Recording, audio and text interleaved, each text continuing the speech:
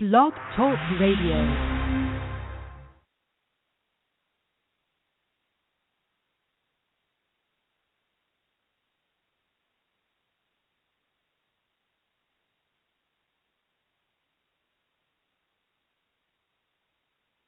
Good morning and welcome to TimeToPlay.com, some Power Half Hour. Sorry for the technical difficulty this morning. It happens every once in a while, and I don't know why. But anyway, my name is Doreen Guma, and I am the founder of the Time to Play Foundation.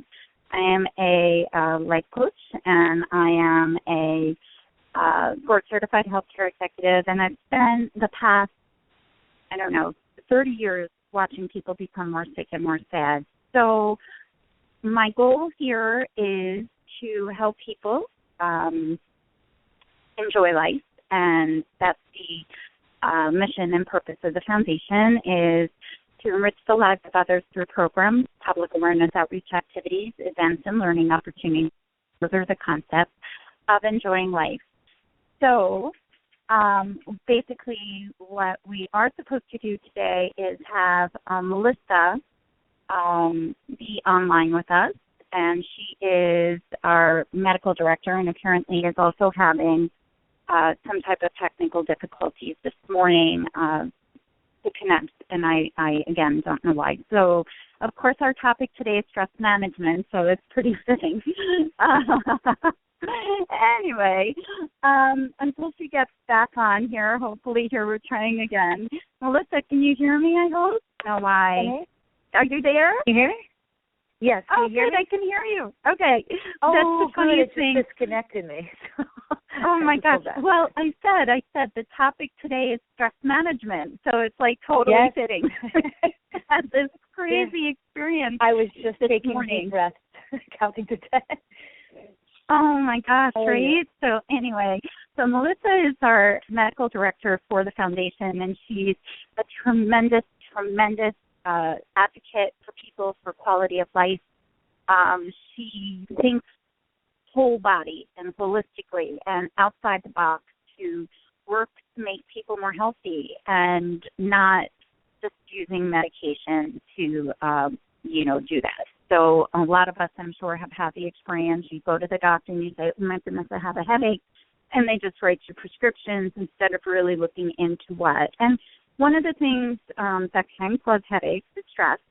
And so, that's kind of a little bit of what we're going to be talking about today. So, of course, I did a whole bunch of research regarding relaxation techniques and different things that help with stress. And one of the things that blew me away a little bit as I kind of researched and did some thinking here, there is actually a stress.org, the stress management, let me get the right title here, the American Institute of Stress, and not for anything, but I think that's kind of sad that we have to have such a thing. Your opinion on that one?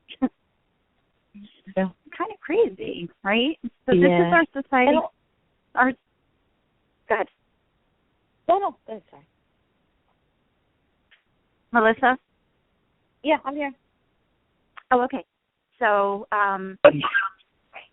that's what I was saying. I said somebody just also joined us. I think it might be Jerry.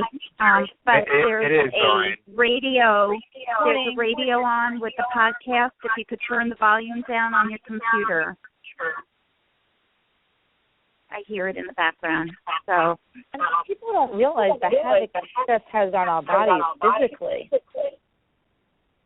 I'm sorry, Melissa?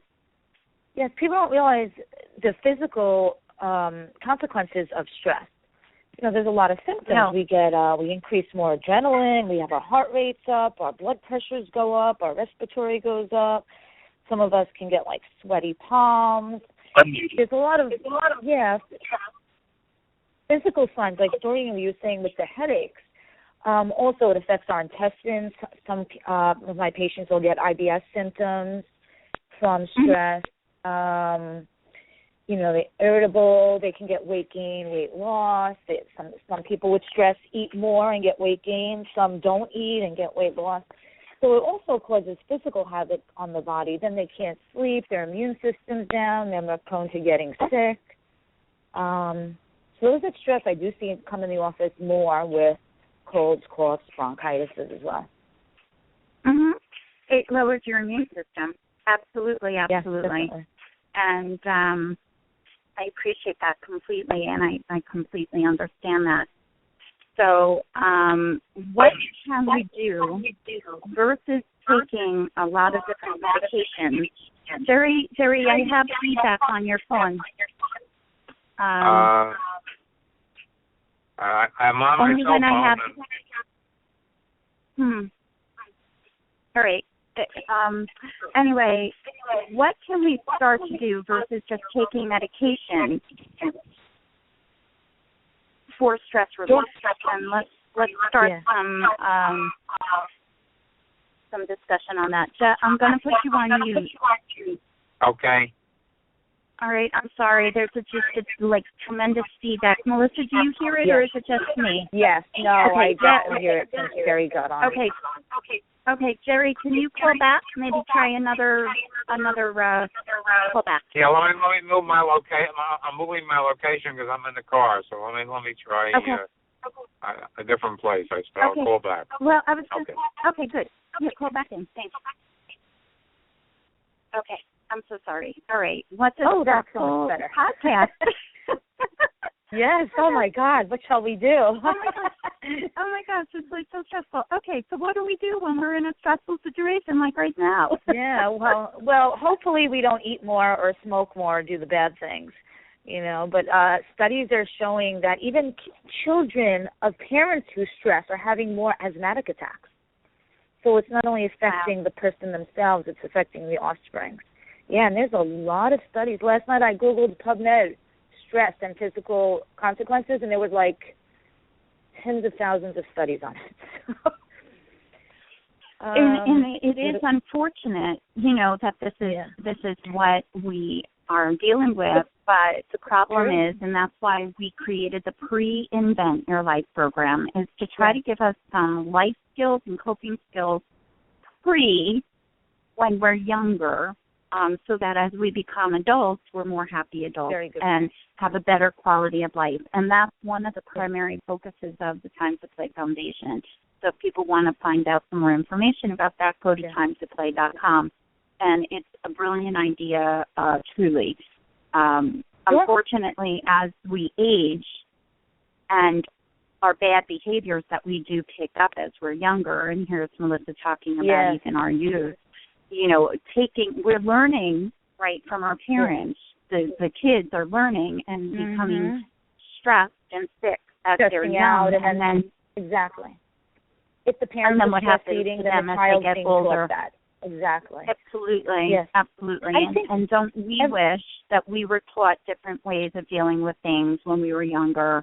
It would have really impacted our life, I think, a little bit better now in our life, I think. Yes. So. There's so many different stress relievers, but I think the important thing is, whenever a patient comes to me and they have a medical problem, say that headache, I always look for the root cause. Why do they have that headache? I'm not just, here's a Tylenol. Okay, are you stressed? Are you clenching your jaw? And a lot of times I do see patients with stress headaches, but you have to get at the cause of their stress. Stress, I believe, starts with the person's own perception as well. So sometimes maybe they have to change their thinking. Instead of, oh my God, I have 2,000 things today. Okay, what's the top 7 or 5 things I could accomplish today? What's my priority? So I think it has to begin with the person's own perception of how they perceive things, because you and I can be in the same exact situation, and one of us could be freaking out, and the other one oh, this is nothing, just another day. So we have to change our own perception and realize what our own triggers are. Certain people with migraines have to realize what triggers their headaches and then avoid those stressors.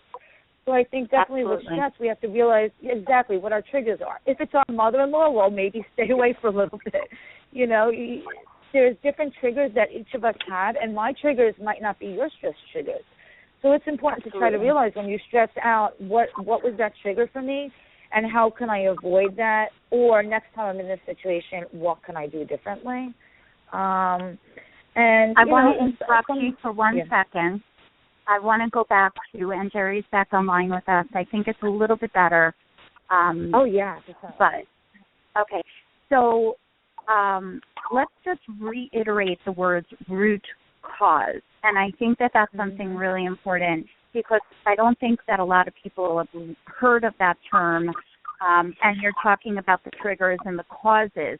But one is the most important thing I think to do is take a moment and evaluate. That's where everything benefits in our life, everything for our whole life. Take a moment to stop. And root cause definition is really the reason behind. We don't usually look at that. Like, why do you have a headache? Take a moment, stop, and evaluate your current situation and try to find an underlying reason. And that's with business. If your business isn't flourishing, take a moment, stop, and look. If you're not healthy, that's the time to play philosophy. Happy, healthy, have money, work-life balance. Learn what you need to know so you can enjoy your life. So take a moment to stop and evaluate. Look for the root cause, the underlying reason for that situation. So, okay, go ahead. Exactly. Exactly. It's like in the mornings, some people stress out getting to work. Oh, my God, how am I going to get there? I'm going to be on time. Well, okay, what's the cause of that? Maybe I'm doing too much and maybe I didn't have to cook dinner at breakfast time, or maybe I could have prepared the kids' lunches the night before, or just woken up a half hour earlier to avoid that stress. So sometimes instead of stressing out, oh, my God, there's an accident on the way, I'm going to be late, okay, set that alarm 20 minutes earlier. So even if you see that accident in front of you, you still have that extra time. So that's true. We do have to get to the root cause of what's stressing us out. So, Jerry, do you want to add something to that? Because I know one of the stress management topic is near and dear to your heart. So. Well, I think then what you're talking about is planning and preparing and doing so for the potential unexpected. So that if we're expecting it's going to take 15 minutes to drive someplace, if we leave 20 minutes, we may get there 5 minutes early, or we may not have to be pressured to arrive on time. And there was an article in yesterday's Wall Street Journal about stress having an impact on cholesterol. They did a study on tax accountants, and their LDL level were much worse during the 2 months of tax season than other times of the year. Melissa, why don't you comment on all of the different health issues stress can cause, including inflammation? Yeah, blood pressure is a big one also. I'll see patients like so nervous maybe over their results or something. So if I have to check patients, like, say, before I give them their test results and after, I see dramatic differences in both the top systolic and the diastolic numbers of their blood pressure. When we stress out, it increases our heart rate, it increases our blood flow. We do release more cholesterol and triglycerides into our bloodstream.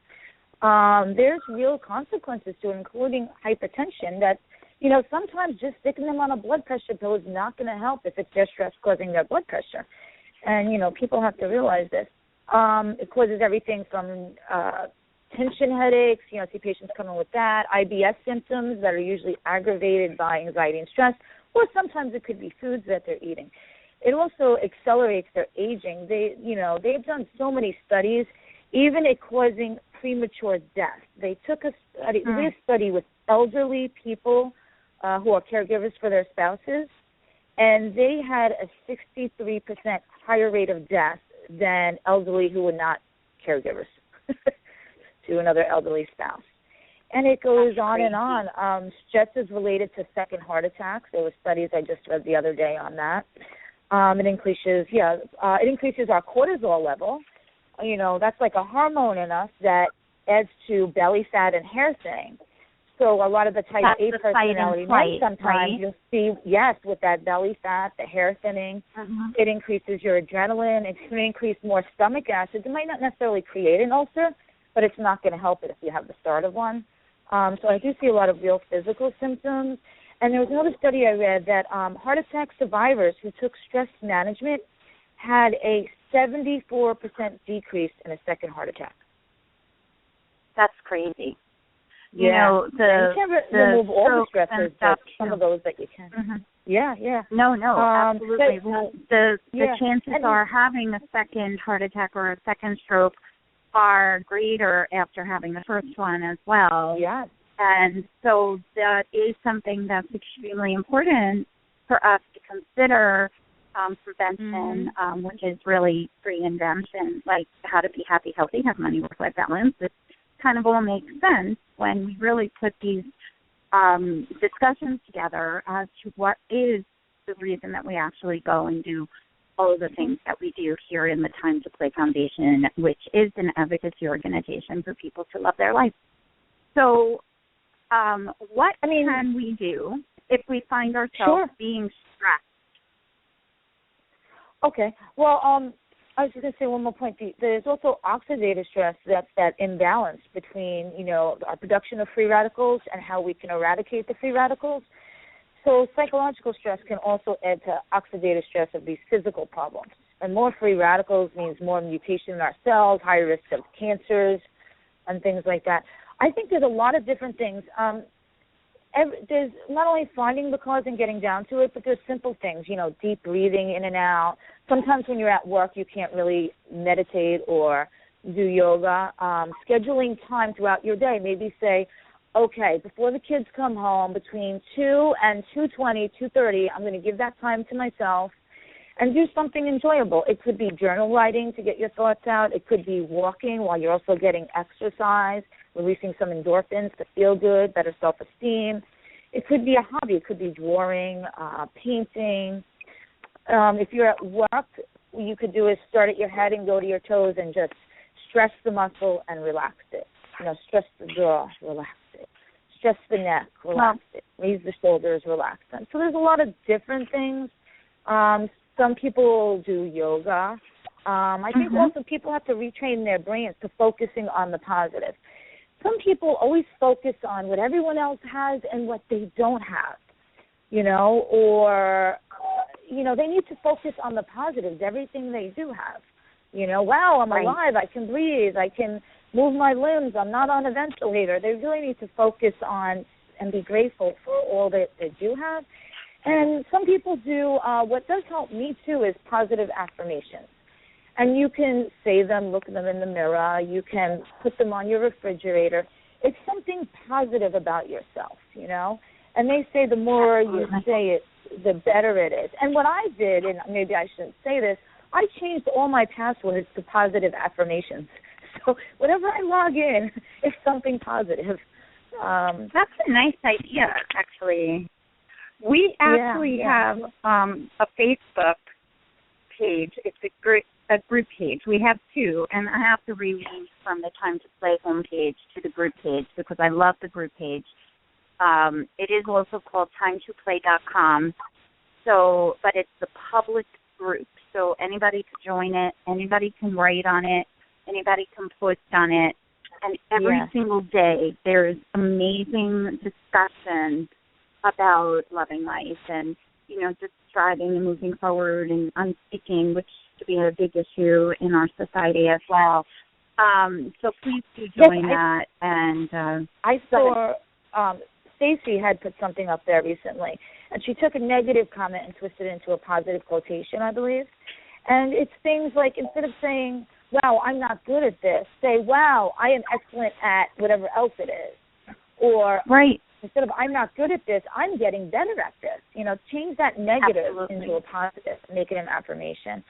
And it does help yourself. I found something today that I wanted to share, and I'm actually working with a gentleman this evening that I'm going to use this with.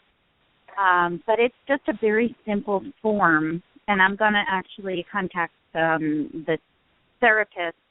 He does cognitive behavioral therapy, and it really is very positive psychology focused and very root cause focused. His little chart here, and it says how I feel, and he has a line, I feel, and then he has a list, happy, mad, sad, glad, worried, excited, bored, scared, annoyed, upset, sick, nervous.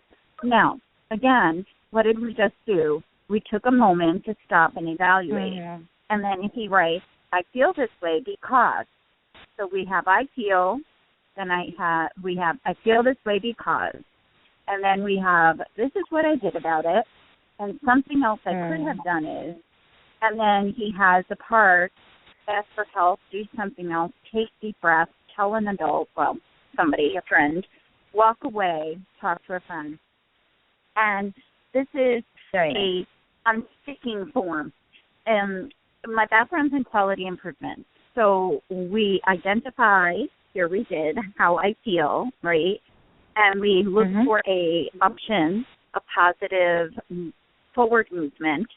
So evaluate, plan, do, check, act. It's very simple. So here you have the ability to identify and an ability to look at your options in order to change that moment. Something that we need to do very easily. And yes, the biggest and most important thing that I have discovered, and Doreen and I have had this discussion numerous times, the moment that we have this issue, that whatever we have to start to recognize when we are not feeling the way we think we should feel. And that's what stems the change in everything. You know, we're not healthy. Well, why aren't we healthy? At the moment that we decide we need to make a change, we don't like our job. Okay, so maybe we can't leave our job today. But what do we need to do so we can plan to make a change? We're not happy in a relationship. What at this very moment is at our disposal to make a modification to what we're experiencing at this very moment? So, Jeb, what do you think? Yes. I just want to interject two things, and then I have to exit the call. First of all, we can't have what we want most of the time, but we can always want what we have. And that is so important. Secondly, self-talk is unbelievably powerful. What we tell ourselves is what we come to believe, which is why affirmations are so potent in terms of changing the message in our subconscious minds. So certainly using positive self-talk is critical to turning around the situation that may be negative, and always finding the bright side, always looking for the little point that you can draw from that can be positive. You know, this is the most important thing. Unfortunately, we are in a society that absolutely thrives on despair. They will search on the news across the entire globe to find the worst possible story that they can put in front of your face. And, you know, we have, what? Go ahead. No, sorry. No, that's something that we have to just be completely aware of. We have to be aware of it. What is feeding us, and what are we choosing to accept? So I read some of the. Go ahead. I read last night that there was a study they did with people just watching clips of 9/11 or an Iraqi war, and the more they watched, the more their stress levels were, and it was just insane. Just from they actually presented with symptoms of PTSD and anxiety and increased stress just from watching it on TV. So maybe, you know, a lot of TV is so negative. You need to put something educational on. The only thing I really enjoyed watching is funny videos. Mine Sunday, 7 p.m., that's where I get my 1 hour of laughs. And, you know, we all need that. But I think sometimes, like Doreen, you know, yourself and I, we love helping people. So I think sometimes we need to say, no, you know, I want to practice that in the mirror sometimes. No, I can't take on the 2051st project for the year, you know. But also time management. Instead of, you know, beating ourselves up like, oh, my God, you know, we didn't do 15 other things on our to-do list.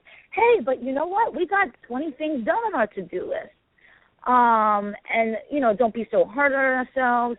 Have realistic expectations. You know, we can't expect outcomes that are not realistic and then be disappointed when we don't get them. Sometimes organizational skills will help decrease the time that we waste instead of, you know, spending 5-10 minutes every day looking for this and looking for that. Support systems, too. There's support groups at all the local hospitals, pretty much for whatever the problem may be. And there's already other people that can relate to you, that have been there, they've done that.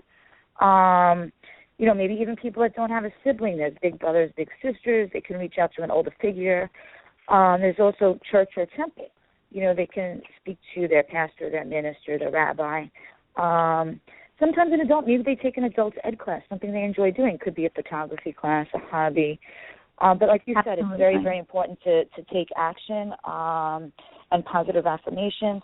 And there's always yoga and biofeedback. Biofeedback's important, too. And they actually will connect the person with, they'll monitor their heart rate, their blood pressure, their brain waves, their stomach acids, their muscle tension. And then they'll figure out what works for that person. Well, every time they do this, their heart rate and blood pressure get better. Well, that would be a good, stress reducer for that person. And sorry, I'm talking quick. I just know I'm conscious of time. But, no, that's okay. And honestly, I want to just reiterate about the self-talk. Okay, so sure. That is such a very important thing that we have to be very aware of all the time. What are we feeding and telling ourselves? And I think that adds a lot to our stress. So, going back into that, mindful. Let's just review some of the key points that we did talk about. Oh, and sleep is extremely important too. Just to put that into perspective, because I know that could also cause a lot of stress if we're just so exhausted and we can't, let's get through our day. And Melissa did discuss diet. So proper diet is extremely important to consider, what are we really eating and how does that make us feel? Because if these things all contribute. We are our most important thing in our world, our own person, our body. In my experience throughout my life, and this is, again, where the Pre-Invent Your Life program kind of comes in, we weren't taught meditation. We weren't taught coping skills. We weren't taught. There's tons and tons of information on the Internet to read out how, to change. We cause our stress. I mean, and that's the end all. We are responsible for our stress. People could say, oh, but that's not true. It's the work is causing my stress, or this is causing my... No, we let the stress happen to us. We let the stress happen to us. So, yeah, it's exactly it. So we could hate our jobs. Absolutely. I know somebody who is in this situation, absolutely needs the job because that's what feeds the family, but it is the least pleasing position, and he hates it, goes to work every day. How could that make you feel? And how many people do we know that are in that same situation? So in response to that, again, start to look at job is really causing significant issue in your life. It's not the end all. There has to be something else out there for you. So start to evaluate and change your situation. So, Melissa, just quickly go down a list of consideration of things that we can easily do. And honestly, as far as I'm concerned, and not that you might not need it or might that, maybe you do need it, but medication to combat medication is the least as far as I'm concerned. People will argue, I need, or my doctor says, or, they might need that medication. I've read so many studies that placebo is just as effective as a Paxil. That it's us that make the difference. So we definitely make our own stress. Some people need it, some people don't. Americans are used to, you have a problem, you pop a pill. That's how we were trained and inbred. I think it's important for our own perception to realize, have very realistic goals of ourselves. Sometimes our goals are unrealistic. We'll put 30 things on our to-do list, and we know we can't accomplish that. We have to look at our perception, how we're viewing things, and come up with very realistic goals. You have to learn to say no. If you have 2,000 things on your plate, better time management, waking up that 20 minutes early. Prioritize. If you have, oh, my God, I have to clean the entire house, the in-laws are coming or whatever, break it up into little steps. Say, okay, fine, first I'll vacuum, first I'll dust, then I'll vacuum this room. Break it up into little parts. Stop being so hard on yourself. We're our own worst critics. Everyone else is less harsh on ourselves than we are. Better organizational skills with files and folders and things you can easily find. A good support system. If you don't have a family, a friend, a relative, there's always a church, a temple, a support group at a hospital. Make time for yourself every single day. They say with financing we should learn to pay ourselves. Well, I think with our schedules we should learn to at least take 15 minutes out of our day to do something enjoyable for us. Even if it's at the end of the day, to relax, to do journal writing, to draw, to write, to sing, whatever it is that makes you happy. Go for a walk in the park. Could be as simple as that, but make time for yourself every day. Prioritize. Meditation's always good, tensing and then relaxing all the body parts from the neck to the feet. Deep breathing, focusing on the positive, not, oh, I didn't do this or I didn't get that done. Wow, I did do 20 things today. Try to increase your sleep to that 8 hours if possible. The better you sleep, the less stressed. Stay nourished, like you said. Keep busy. I have a lot of elderly people, and they have a lot more anxiety. And in my opinion, some of it is just because over life experiences, there's more things that can happen. You get more scared of more things. But sometimes with the elderly, I find they have too much time on their hands. I told one of my patients yesterday, I said, listen, you have too much time to think about your problems. Maybe volunteer at the hospital or the pet shelter or, a foster care or something. That's one of the goals of the foundation. And we are partnered loosely, but we are partnered with the RSVP program, which is the Retired Senior Volunteer Program. And, when we sit and we have time to think and we wallow, we actually will create sickness in ourselves. And, oh, my gosh, that is such an important thing to consider. And something that people probably don't realize, which is the biggest part of that. So go ahead, Melissa. And also, with the elderly population, they have a program called Silver Sneakers, and they can ask their doctor about it. There's certain places they can go to exercise, with their doctor's approval, that might help reduce some stress as well. Absolutely. And then there's always chamomile tea, Yes. Well, you know what? That's also a placebo. I'm going to drink some chamomile tea, so I'll calm myself down. They say we that do what we believe. Yes? Yeah, they say that with the L-tryptophan and the hot turkey. The hot turkey releases L-tryptophan. That does help relax us and sedate us. However, studies are showing now that the L-tryptophan in the turkey is equivalent to that of chicken and beef. So it could be a little placebo effect, but it could be also they're overeating or they're stressed all day and now they wore themselves out and they're exhausted after that big turkey dinner. So, we do wear ourselves out. We do have to give ourselves a break. We do have to give ourselves a break. There's martial arts, Tai Chi, yoga, progressive, different forms, guided imaging, meditation. So, yes, we do have to. We have to find what's right for us, and yes, we do. So that is the mission and the purpose of the foundation. We do have some wonderful programs that are coming up. Melissa's working on some stuff with us too, and she'll be speaking about healthful eating and how to eat for energy at the conference we're going to be having on May 21st. It is on Long Island, so anybody that is local, we'll be having information posted on the timetoplay.com website very shortly about that.